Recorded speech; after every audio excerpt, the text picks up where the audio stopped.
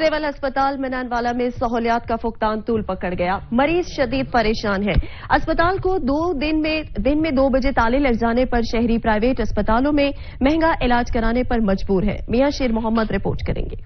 वाला शहर गुरुद्वारा के दर्जनों देहातों की आवाम की वाहद उम्मीद की किरण सिविल अस्पताल मानावाला महकमा सेहत की अदम तवज्जो की वजह से बुनियादी सहूलात के फकदान का शिकार हो चुका है, जिसकी वजह से आवाम शदीद मुश्किलात से दो चार होकर रह गए हैं और आवाम का कोई परसाने हाल नहीं। सितम जरफी की इंतहा और महकमा सेहत के अफसरान और डिप्टी कमिश्नर शेखपुरा असगर अली जोया के लिए एक सवालिया निशान है कि मानावाला सिविल अस्पताल जो अंदरूने शहर मानावाला है, जिसकी एमरजेंसी को मुकम्मल ताले लगाकर ये सहूलत दही मरकज सेहत में मुंतकिल कर दी गई है।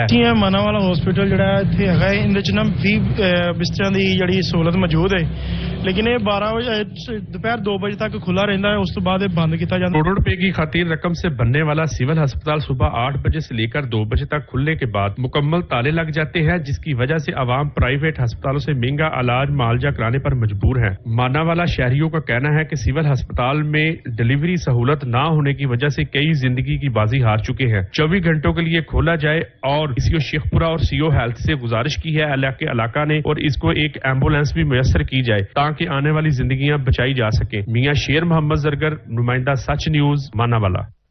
तोनसा शरीफ के